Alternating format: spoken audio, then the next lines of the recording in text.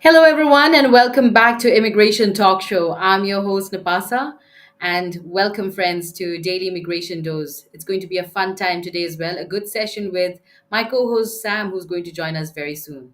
But before we head on with the discussion, I have this important disclaimer. And that is by watching our videos, you understand that the information shared, including user comments, is not professional advice.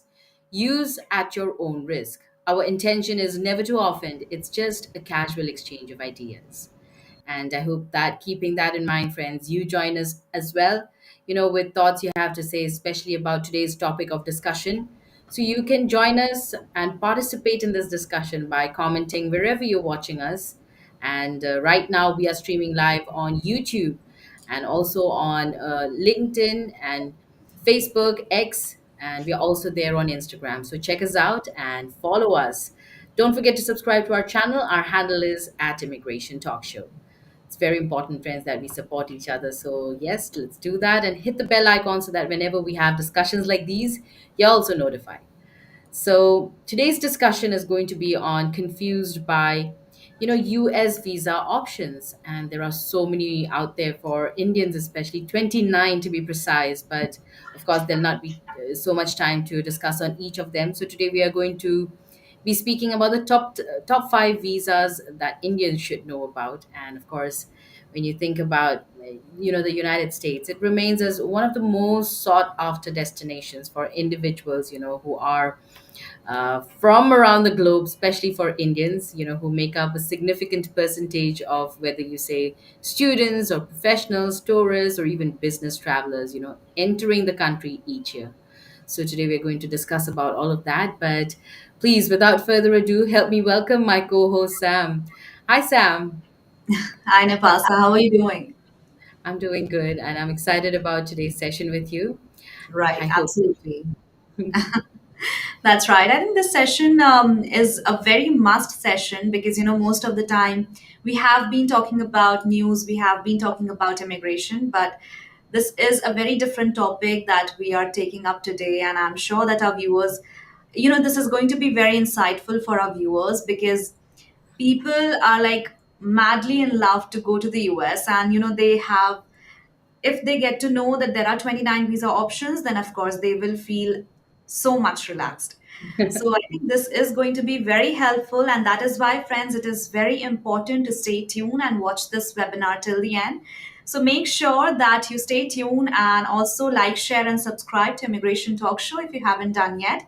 I still wonder what is waiting for you because this is the only platform where you get all the latest updates regarding immigration then and there. So, okay, I have my news update. And of course, before diving into the topic, let me take up the news first. Okay, so this is the news regarding F1 student visas in the US. So, of course, right now, F1 student visas in the US, especially concerning international students from India, it is going on and there are something that's happening. Since the beginning of 2025, under the leadership of President Donald Trump, the US has been reinforcing its immigration policies. And now, while some see this as a crackdown, it's really about strengthening the system and making sure visa processes are secure, fair, and transparent. And that is something that many students and families actually appreciate. But here's where things get little more real, and that some Indian students on F1 visas have faced some challenges, including visa cancellations and being asked to return home voluntarily. It sounds intense, but the goal here is to ensure that all the entries and stays in the US follow the rules. And like, let's be honest, clear rules can help students plan better and avoid any future risk. On the bright side, also, the Indian government has been taken a quick to respond. Has been quick to respond about also the Ministry of External Affairs is actively supporting students and staying in close contact with US officials and making sure that no one is left behind. And that's real time, that diplomacy in action. In fact, the global community is also taking note. Countries like Germany and UK have updated their advisories, not to scare people, of course, but to help travelers stay informed and prepared. And also, While it's time of change and adjustment, there's also progress and support. So the focus is on reforming immigration and not shutting doors, but making sure that everyone walks through the right ones. And that is what the news was all about. So I hope any international students who are watching this session, or anyone who knows that your friend is an international student, or any relative who has their international students who are studying in the US, then this news is a very important one. And also make sure that these small changes, small plannings, and small policies is really important to be aware of. So, yeah, I think that's it from my end. And Napasa, please go ahead and share the other news update with us. Thank you so much, Sam. And mine is actually something which has been sort of hitting the news every day right now, because we even had a session some time back on this very news. Because marrying a US citizen, well, immigration now demands your chats as well, your call logs, and even sleeping habits. So I know this is something that has been grabbing a lot of attention lately, right? And if you're really planning to marry an American citizen and apply for a green card, well, I think get ready to share more than just wedding photos, because yes, we're talking about chat history, call logs, and even who woke up first this morning. So you just have to be ready with anything and everything that you may be asked, because yes, getting a green card through marriage used it really used to be one of the most straightforward parts in the immigration system. But I mean, it was so simple. Like, you get married, file your paper, go for an interview, and that was pretty much it. But it's not the case anymore right now, because you know the deal, right? Well, under stricter immigration policies, especially the kind that we are seeing right now, things have gotten way more intense. And now, even if you are in a real, genuine relationship, you might be asked to prove it over and over again. So it's not just your partner who may demand that, but also the immigration officer. And I'm not just talking about photos from your anniversary dinner, but immigration officers, they are, reportedly asking couples to show text messages, even call logs, even shared flight bookings, maybe joint bank accounts, and even life insurance documents, which are listing each other's as beneficiaries. So basically, they want to know whether you're truly living life together, not just doing it for a green card. I know some of these questions couples are being asked, they can get really personal also, like which side of the bed do you sleep on, who made breakfast today, or how many windows are there in your bathroom. I mean, could be anything and everything, but details for sure. And sometimes, they even separate the couple and ask both partners the same question, just to see if their answers match. So I think this is what is happening. But why this matters is because officials say that they are trying to crack down on fake marriages used just for immigration benefits. But immigration lawyers and advocates are really worried, because these intense interviews and extra requests for documents, they're happening even to real and law abiding citizens. So it's like everyone is being treated as guilty until proven innocent. I think that is what is happening. And if you are in a general relationship, well, this might just feel frustrating and invasive. But the thing to take away from this is just be ready, be honest, and keep good records of your life together. I think that's very important. Photos, travel plans, texts, shared bills, and if you, I mean, all these things, they could help you really prove your case. So if you're marrying an American and planning to apply for a green card, just know that it's not as easy as it used to be.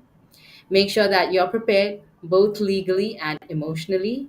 And yes, if you found this helpful, please do not forget to like and also share it with your friends and folks who are going to benefit from this content. And also, don't forget to subscribe to our channel. Our handle is at Immigration Talk Show.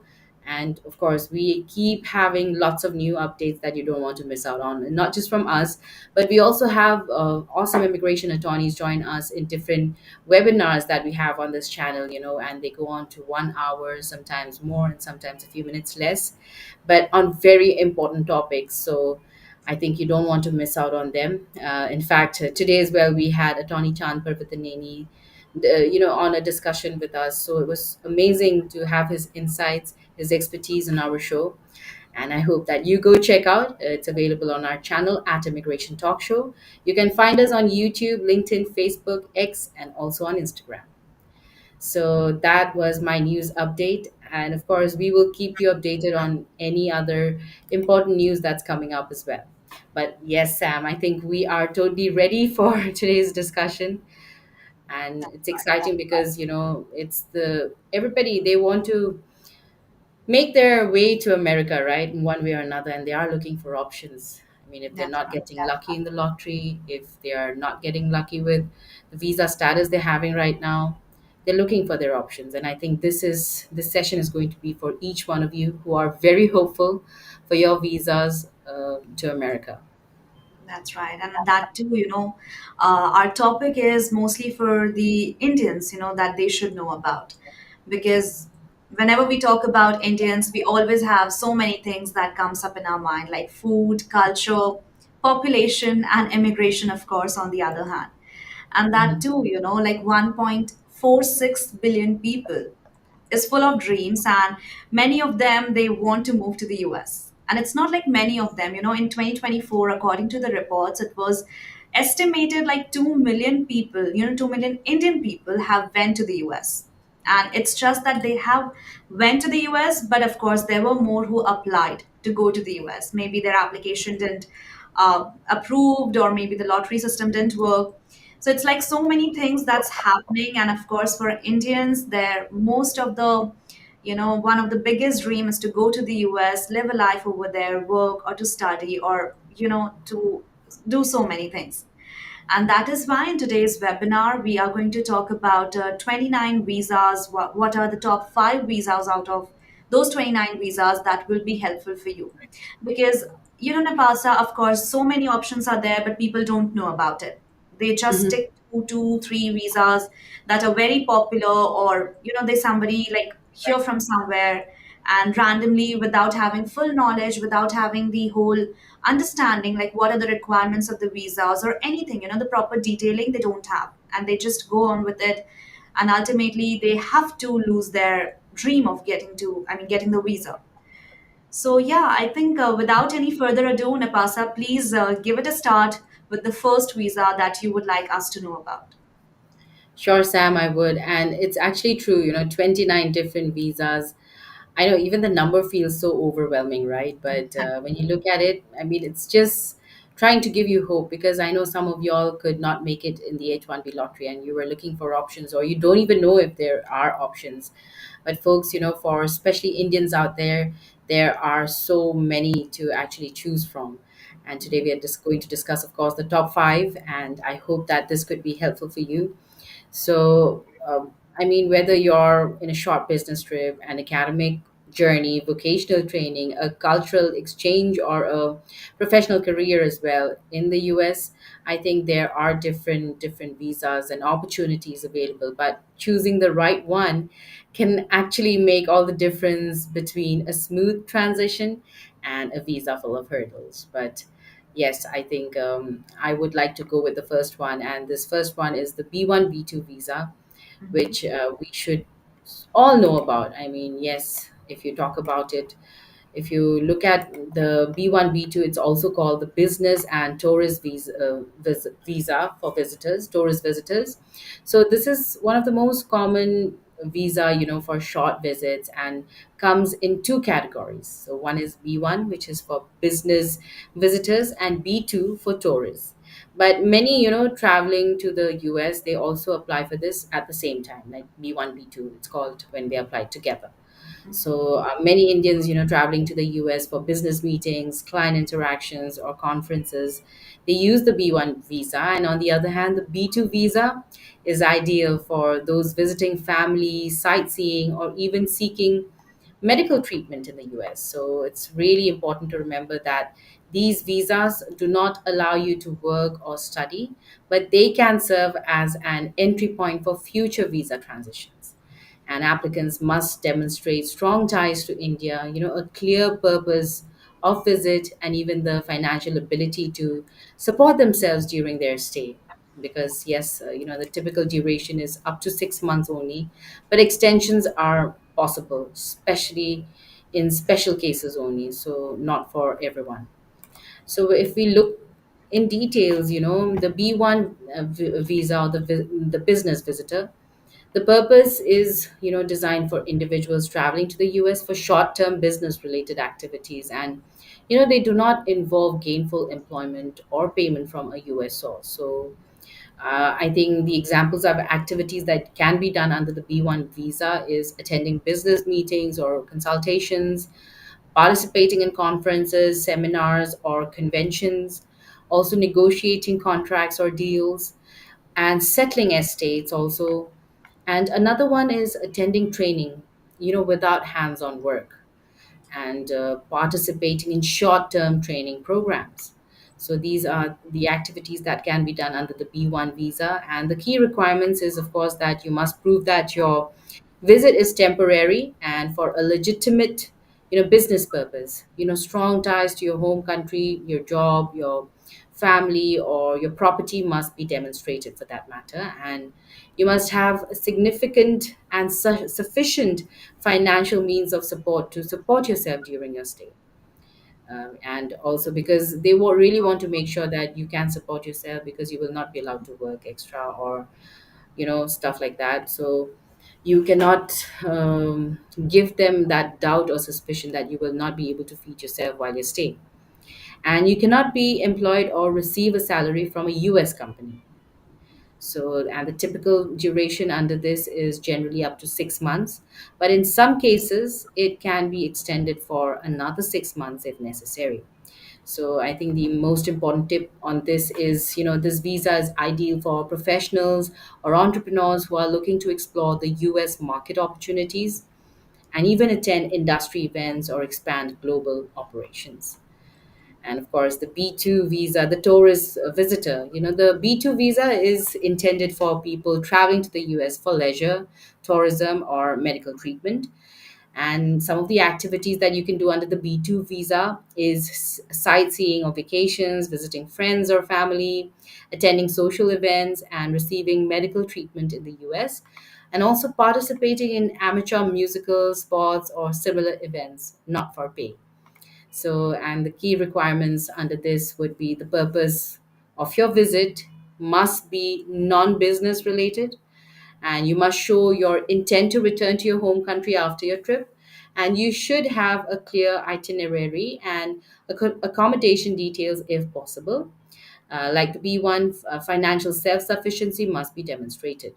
So, yes, this one also is for 6 months and with a possible extension under certain conditions only. And the important tip is a B2 visa is not a pathway to work or long term residency in the US. Overstaying or misusing this visa can actually lead to future denials or bans. So, if you think about these two visas, most Indian applicants receive like a combined B1, B2 visa, which will allow them to have both business and tourism activities during their US visit, because it's and yes, it's often valid for 10 years with multiple entries, though each stay is limited to a maximum of 6 months per visit. So that is something you need to keep in mind. I know Wow. that was a long, Sam, but I covered two. No, It was no. like and B. I hope that was beneficial for folks out there who are watching us right now. Absolutely, that was necessary. And how cool it sounds like, for 10 years, anyone has the I would say eligibility to go to the US, and they can go multiple times. But of course, the time duration should be for 6 months. Six It months. sounds pretty cool and it sounds so overwhelming too, right? And especially for Indians, because nobody wants to stay away from their families, that too for such a long time. And Mhm. they can come, they can go like for 10 years, so it's like one of the best visas. So friends, I think if you don't know much about B1, B2, then I think you can just go back few minutes before and you can just have a look what Napasa has shared. She has shared everything, and I think there won't be any question, but still, if you have any question, then please put them in the comment section and we will definitely take them up. So I think let me move ahead with the next visa, and that too, it is again a very popular one and highly in demand, and that too, especially for the international students. So I think I don't even have to announce the name, but but still, it is the F1 visa. And F1 visa, friends, it's like a magic ticket to study in the US. And it is one of the very, highly demanding visa, and international students really opt for this. And it's only for students who wants to study in the US full time. It's like getting a student entry pass in the US. And once you have it, you can go to the US, study, live there legally while you are in the school, and even work part time on campus. So, what you have to do if you want to have F1 visa, then firstly, you have to get into a school from US and you have to receive a form called I-20. Then you have to pay the service fee. Then you have to fill a form called DS 160, and that you have to fill online. Then, of course, go to the US Embassy interview, as the last step is, of course, for the interview part. And that's it. If the consulate are happy with your answers, or if they're satisfied with your interview, then of course you'll get your visa. And also, how long can you stay? So as long as you are studying full time. So it depends upon your course, it depends upon your graduation. How long is it? If it's of 3 years, it's of 4 years, you can stay till then. And also, you don't have to fail in your classes. You have to be very particular. It's not that you're going to the US, you can have fun, you can go to the clubs, and you can have party time with your friends, but you have to make sure that of course your grades are good. You don't have to fail in any subject, because that will create another problem, not only in your academics but also in your visa as well. And if you are having good grades, and if you are working well, if you're studying well, then of course this visa is going to be like super for you. And also, you will get 60 days also to leave or to do something new when you will complete your F1 visa duration, or when you'll complete your education. So, can you work on an F1 visa? Now, this is another very important question. And the answer is yes. Only on campus jobs, because there are some restrictions to it as well. You can't work anywhere. You have to work on campus jobs like library, cafeteria, or somewhere where it comes on campus during your school time. And after a while, you might qualify for CPT like training while studying, or OPT, work after graduation. And if you're in STEM, that is science, tech, engineering, math, then of course you can work up to 3 years. And what you can't do, because that is also very important to know what you can't do.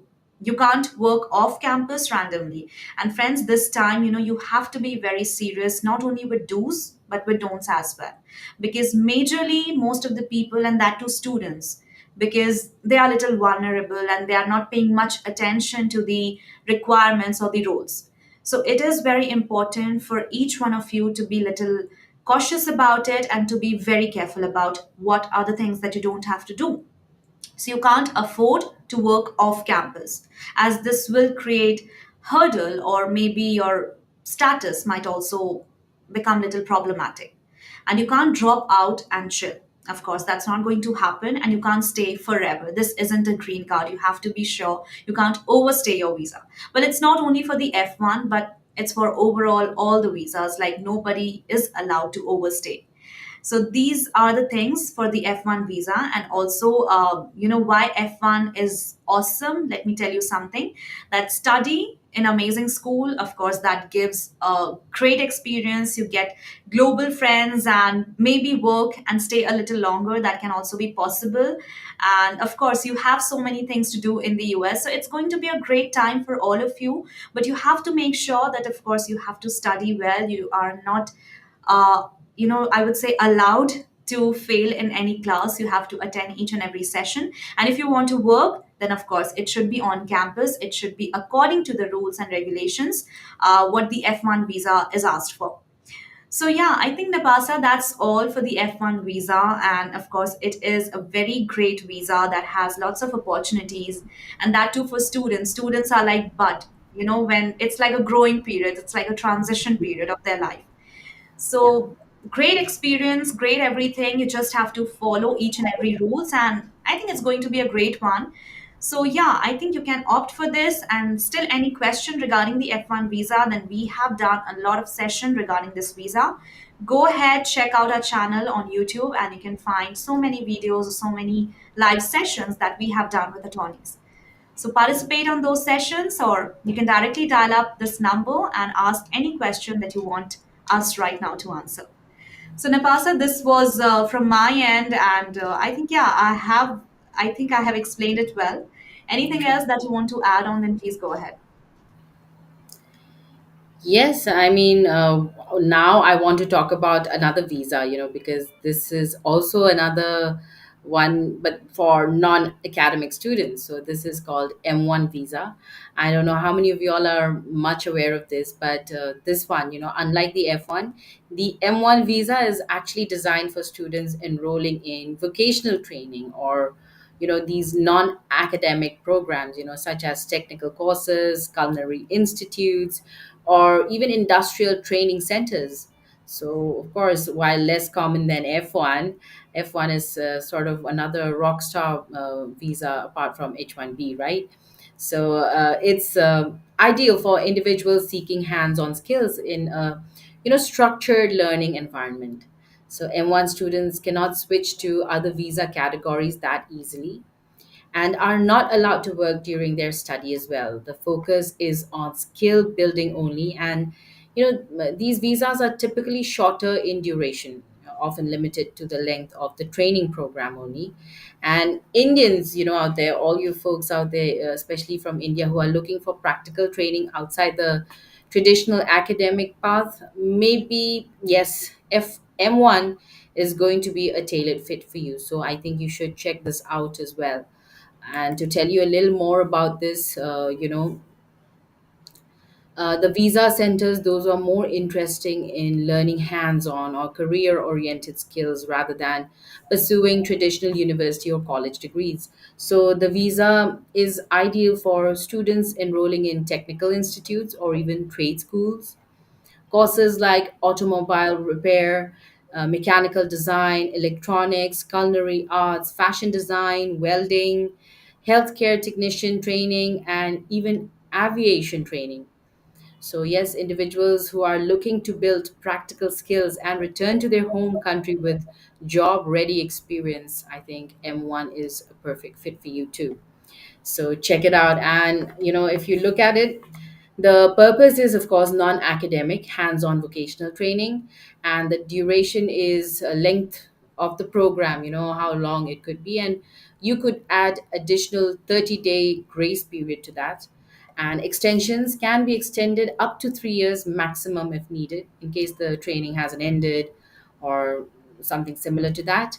So work permission, it's very limited. Students cannot work off campus during this program. And post completion training, that is OPT, they are allowed up to 6 months of practical training related to the course of study. And a change of status is a little difficult, especially if you're on N1, M1. So transition to an F1 or H1B or another visa is not that easy. And the dependents would be M2, that is spouse or children can accompany on M2 visa but cannot work or study. This is about M1, friends. And if you think, why am I telling that this is relevant for Indian students as well? Because many Indian students are looking for upskill quickly and return to jobs in India or abroad, right? And the M1 visa really supports that goal by offering structured short-term education in high demand technical fields. So you might as well check this out and excel in that field of work, that all the things you need to know while you're at that work, you will be practicing right from the very beginning. And it's also suitable because students who may not meet the academic requirements for an F1 visa but still wish to benefit from American training and certifications, I think this is a go-to one. And M1 visa also supports this goal by offering structured, short term education in high demand technical fields. So I think the points you need to remember on this is you must show proof of financial support for the entire course duration. You cannot work to support yourself. You have to remember that because, uh, F1 students also can with CPT or OPT only. But M1 students, again, they are expected to stick to their original training schedule. So no switching schools or majors that easily. You have to think already and stick to it. Yes. And visa violations or overstays can seriously impact your future US visa applications. And this goes to all visas, all visa categories. So, yes, I think that is all I wanted to say about M1 visas. I hope that folks out there could check this out as their option as well, especially students who really want to have good training, certified with hands on training. So, check out M1 visa. That's right. And I think my next visa, Napasa, that I'm going to talk about is almost similar to M1 as well. But, friends, before that, I want to say that if you want to stay informed and if you want to stay ahead of all the news or all the updates that's happening in the world of immigration, then please hit the subscribe button now. And you can also follow us on different platforms like LinkedIn, Facebook, X, and on Instagram as well. So do check out us on those channels, on those platforms as well. And also do join us on Daily Immigration Doors as we come up live at 4 p.m. EDT. Okay, so let me go ahead with my next visa, and that is about J1 visa. So, friends, J1 visa is a type of a US visa that lets people from other countries to come to the US for short period of time. So this is a type of a visa that allows people from different country to come to the US, but not for a longer period of time, for short period of time. Short period of time as in till the time the training has been done or till the time the work has been done. And let's understand this with an example. For example, you are a student or any young professional who needs a training or who needs to study on something. Then a school or a company in the US is going to invite you to learn something or get the training. So, on that basis, you are going to use the J1 visa to go there, spend some time maybe in studying or maybe to get the training, some months or years, and then you have to return to your country with that knowledge. So this visa is more about, it's not more about like to work or to earn money, but it is to enhance your skill, it is to enhance your knowledge. And this is the main purpose of the J1 visa, as many US companies, schools, and hospitals love to invite international people to learn or share skills. So every year, thousands of people apply for the J1 visa. And I think this is like one of the best way, not only that US is providing the international people to just come and earn the money. No, they are also inviting people, to come and learn skills, to come and train yourself more and more. So I think this is a very positive side that we can see about this visa. And this is really going to be helpful because before earning, before working to any, profession, it is very important to learn more and more skills. And I think for J1 visa, this is a very easy way, and this is one of the best way for you guys. Now, let's also take a look on that who can apply for and who is it for. So it is basically for J1 visa is for students who wants to study or do research in the US. Also interns and trainees who wants to learn job skills, they can also apply for J1 visa. And doctors also doing like medical training because doctors course is like way too long, so many years includes that, and they need a lot of training. So I think doctors, if you're watching us, then please go ahead and you can look for the J1 visa. Teachers and professors who can come and teach and gain more and more experience and of course learn a lot of things. And also nannies working with American families because nannies also have a very good demand in US as well. And for them also they can go ahead and opt for the J1 visa.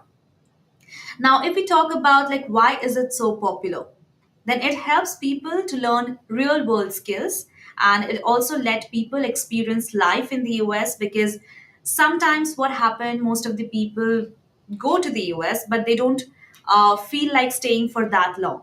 But with J1 visa, at least you will learn skills, you will get yourself trained, and with that, you will also understand culture and lifestyle of the US people, and ultimately, you'll understand whether you want to stay in the US or not. So, it is a very favorable visa and it is a very adaptable visa as well. And it's often easier and faster to get than other work visas. So, another benefit of this visa, and it's like a learning or training trip in the US, and then you can go back to your home country. Now, let's also take a look on how to get a J1 visa. So, firstly, you have to find a sponsor in the US, like a school or a company. Then they give you a form that is called DS 2019. Then you have to fill up this form online, and you have to apply for the visa then and there self by filling up the form DS 160. Then you have to pay the fee and go for a visa interview. And if approved, then big congratulations, you'll get your J1 visa. And also, if we talk about the duration, then in many cases, some J1 visa holders must go back to their country for 2 years before they can come back to the US on certain visas. So we got the duration as well, and we got to know like how to get a J1 visa, who all can apply, what it is, and why is it so popular. So this was all about J1 visa. And friends, if you want to know more about the visa, because of course this session is for 1 hour, we can't cover all the visas. But feel free to put them on the comment section. What other visas you want to have a discussion on, and we will definitely have on that.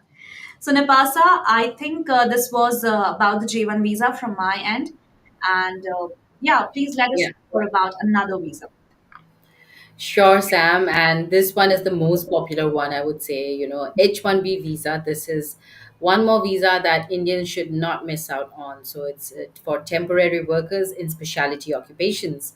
So perhaps, the most well-known visa among Indian professionals, as we all know it already. The H-1B visa, it really, yes, it really allows US employers, to hire foreign workers in specialty occupations, and most common in the fields like IT, engineering, healthcare, and finance.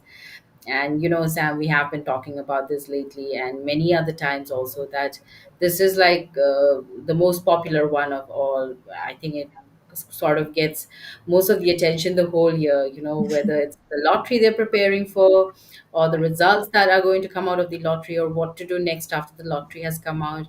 If you are selected or you're not selected, you still have so much options, right?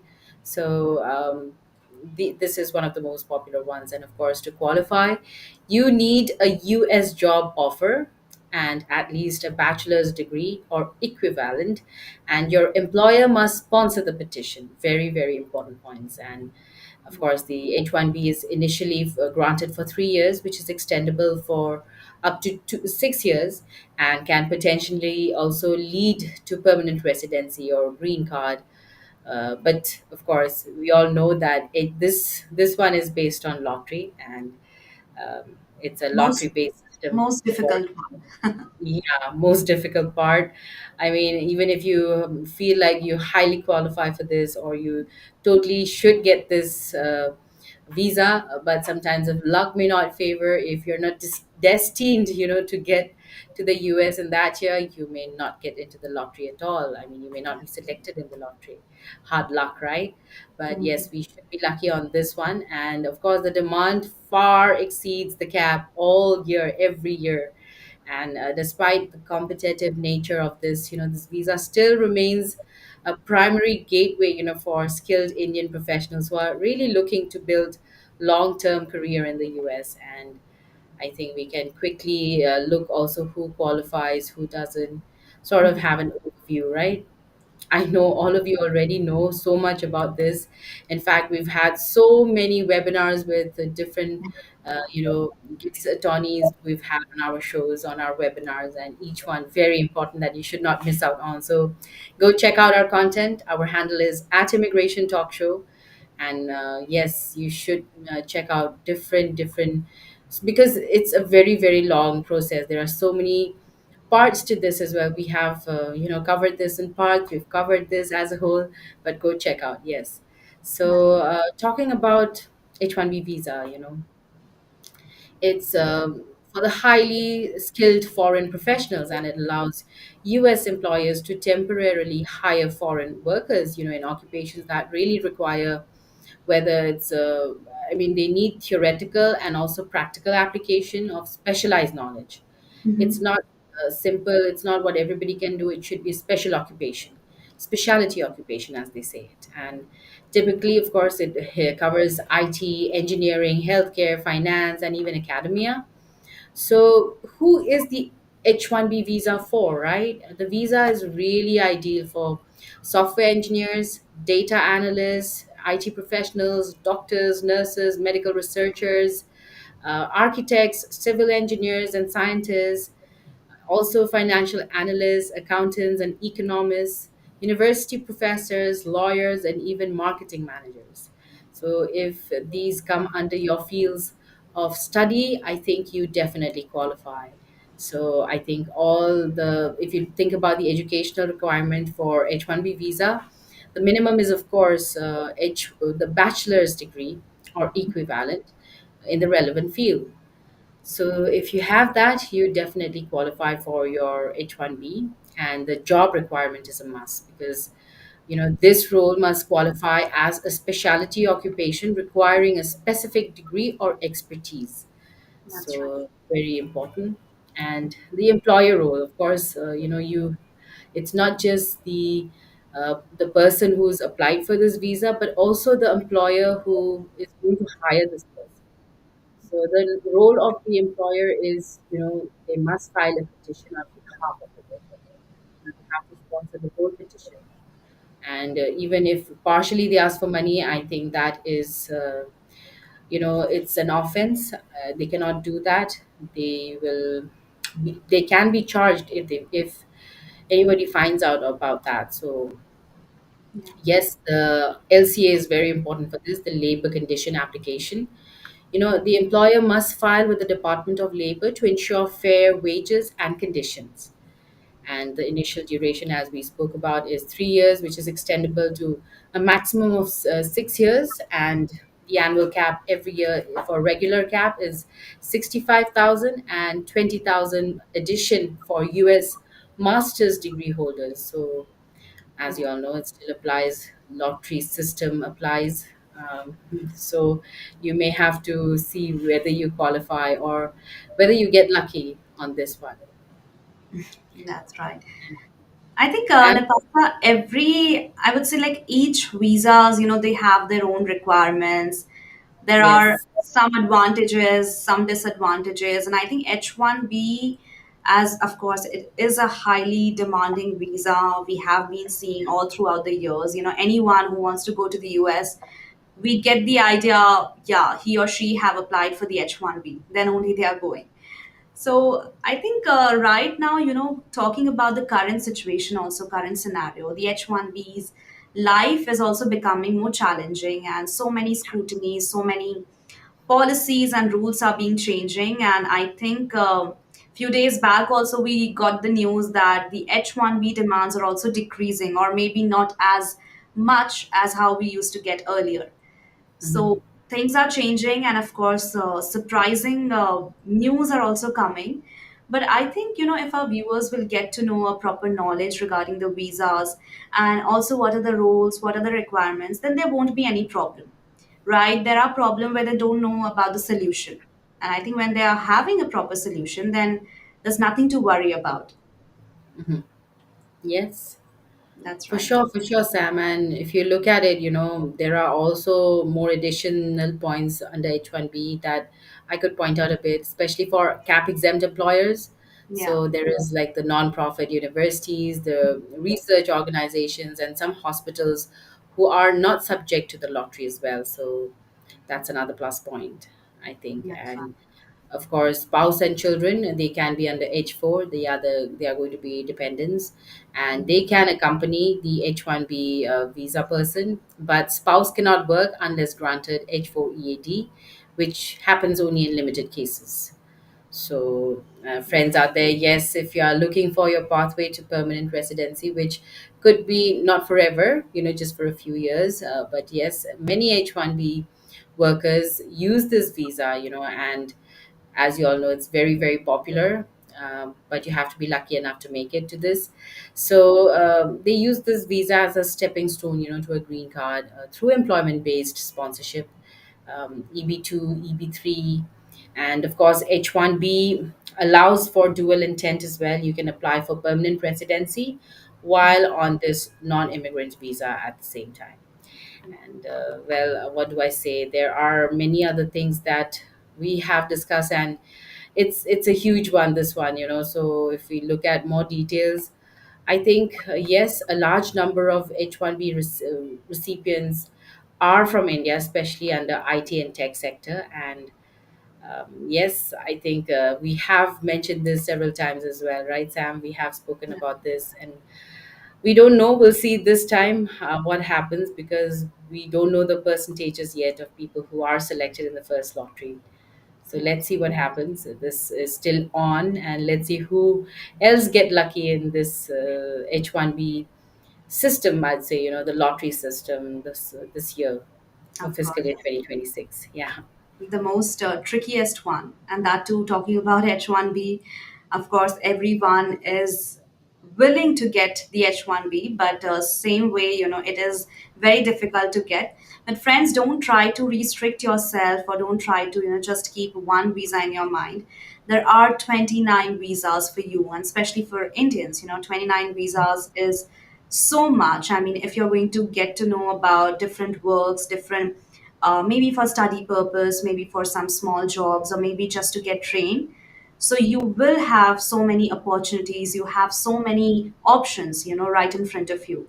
So keep your eyes open, stay vigilant, stay very careful, and also aware that you have options. It's nothing that the doors are closed. Of course, things are becoming little tighter, things are becoming little tougher. But if you move around and if you have a look on different options, then there's nothing less. So be a little positive, be a little hopeful, and of course, for that, the best way is to subscribe to our channel, Immigration Talk Show, because me and Napasa come up every day from Monday to Friday on YouTube at 4 p.m. EDT with different topics, and that too, to interact with our viewers more and more and to have a great conversation. So I think without any further ado, friends, this is the time for you to subscribe and hit that button right now. I'm sure you won't regret it. And of course, so many updates, so many news, and so many shows also we have. So press the bell icon, because as soon as we'll go with any updates, you'll get the notification. For sure. And yes, also check us out. We are not just on YouTube, but also on LinkedIn, Facebook, X, and on Instagram. So follow us, stay connected with us, and don't miss out on any of these episodes or updates that we have for you. Subscribe to our channel. It's at Immigration Talk Show. And I think with that, we have discussed five of the topmost visas for Indians out there. And of course, there are so many more, 29 to be precise, right? And if we talk about some of the other names, I could tell you is, well, H2A visa, H2B visa, L1A, of course, O1, E1, E2, P1, R1, K1.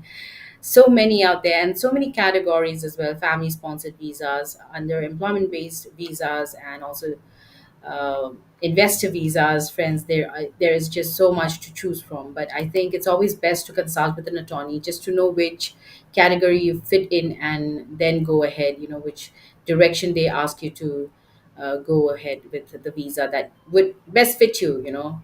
because who knows, you also qualify for the O1 visa. You may be extraordinary in your field of work or in the field of study, so yeah, you may qualify for your O1. Why not? That's right. Check it out, friends, and thank you so much for joining us today in this session. I think we did have a good time talking about it, and friends, do join us. Check us out, and you can also email me at nipa@staffingly.com, or call me or WhatsApp me on my number 408-335-6444. Also, you can email Sam at her email address. Her email address is sam@staffingly.com. You can message us or email us whatever questions you have, and we will pick them up, for our next discussions. And if it's an expert question, then we will get an expert opinion from the attorneys who visit us as well. So feel free, let us know. Thank you so much for joining us today. Bye for now.